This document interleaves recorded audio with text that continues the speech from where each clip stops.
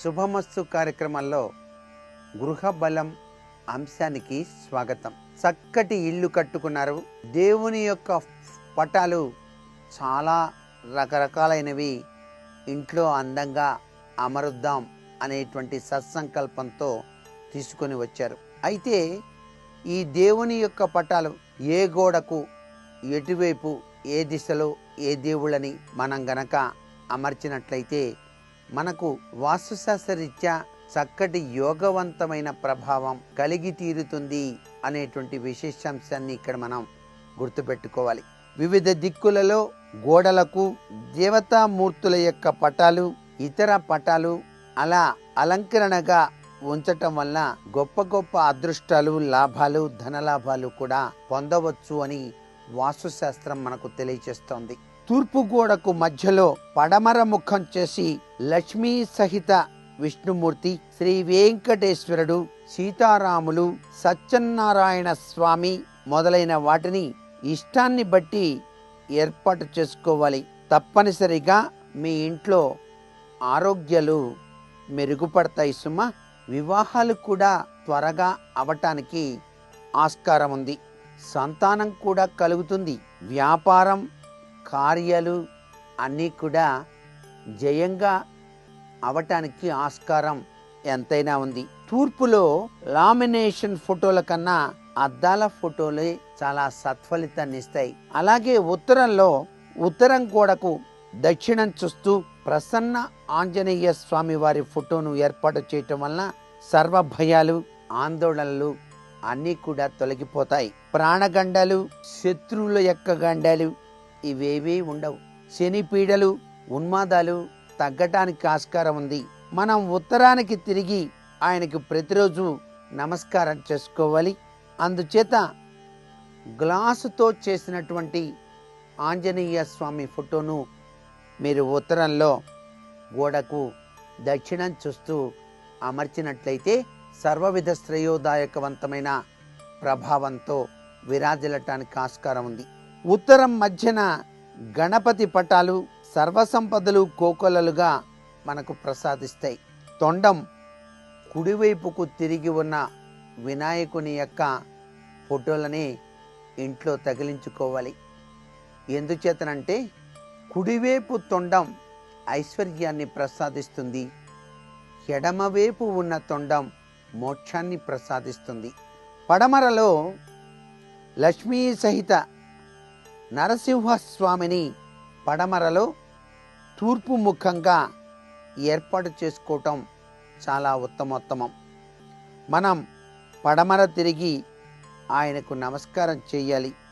దీనివలన కుజదోషం, శని దోషం, పెళ్లి కాకపోవటం, భార్యాభర్తల మధ్య సఖ్యత వంటి సమస్యలలో తేడాలు ఉన్నట్లయితే అవి తొలగిపోతాయి.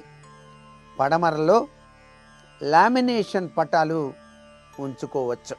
ఇక దక్షిణంలోకి వచ్చేసరికల్లా ఎప్పుడూ కూడా మనకి అనుక్షణం ఆశీస్సులు అందించే పితృదేవతల యొక్క ఫోటోలు ఉంచాలి. దక్షిణంలో ఉత్తరం చూస్తూ గణపతిని ఏర్పాటు చేయటం మంచిది కాదు, కీడు కలుగుతుంది. ఇక తూర్పు ఈశాన్యంలో షిర్డీ సాయిబాబా వారిని, నందీశ్వర సహిత పార్వతీ పరమేశ్వరుల యొక్క ఫోటోలను ఏర్పాటు చేసుకోవచ్చు. ఇందువలన అన్ని రకాలైనటువంటి సంపదలు, వస్తు వాహనాలు సమకూడతాయి. ఉత్తర ఈశాన్యంలో పద్మం మీద కూర్చొని ఉన్న ఏనుగులు కలిగినటువంటి లక్ష్మీదేవిని, వీణాహంస సమేత సరస్వతీదేవిని, కూర్చొని ఉన్న గణపతి స్వామిని, వీరు ముగ్గురు కూడా కూర్చొని ఉన్నటువంటి పటాలను ఏర్పాటు చేసుకోవచ్చు ఉత్తర ఈశాన్యంలో. ఉత్తర వాయవ్యంలో గోమాతతో ఉన్నటువంటి చిన్ని కృష్ణుడు, వెన్న తింటున్న దొంగ కృష్ణుడు, దేవకీమాత సహిత కృష్ణుడు, గోవులతో ఉన్న పిల్లన గ్రోవి ఉన్న కృష్ణుడు, ఇలాంటి చక్కటి చిత్రపటాల్ని అలా గోడకు తగిలించుకోవచ్చు ఉత్తర వాయువ్యంలో. పుత్ర సంతానాన్ని, వాహన యోగాన్ని, ధన యోగాన్ని ఇవి కల్పిస్తాయి. తూర్పు ఆగ్నేయంలో సాయిబాబా పటాన్ని, కూర్చుని ఉన్నటువంటి లక్ష్మీదేవి పటాన్ని ఏర్పాటు చేసుకోవచ్చు. వీటి వలన సర్వ సంపదలు కూడా కలుగుతాయి. స్త్రీలకు బంగారం, భూమి, సంతాన భాగ్యాలు లభ్యపడతాయి. అసలు ఇంట్లో ఉండకూడనివి ఏమిటి అని చెప్పేసి ఆలోచిస్తే సర్పాలు, పాములు ఉన్నటువంటి ఫోటోలు, చైనీయుల యొక్క డ్రాగన్లు, కప్పలు ఇళ్లలో పెట్టడం మన వాస్తు సంప్రదాయానికి విరుద్ధంగా భావించాల్సి ఉంటుంది. ఉగ్రమూర్తులైన చండీ శక్తుల పటాలు, ఉగ్ర ఆంజనేయ, ఉగ్ర నరసింహ, అటవీ దృశ్యాలు, జింక తలలు, పులి తలలు, జంతువుల తోళ్ళు ఇవన్నీ కూడా నష్టాన్ని మనకు కలిగిస్తాయి. అందుచేత మోసాలు, దొంగతనాలు, అగ్ని ప్రమాదాలు ఇలాంటి సంఘటనలు జరగడానికి ఆస్కారం ఉంది.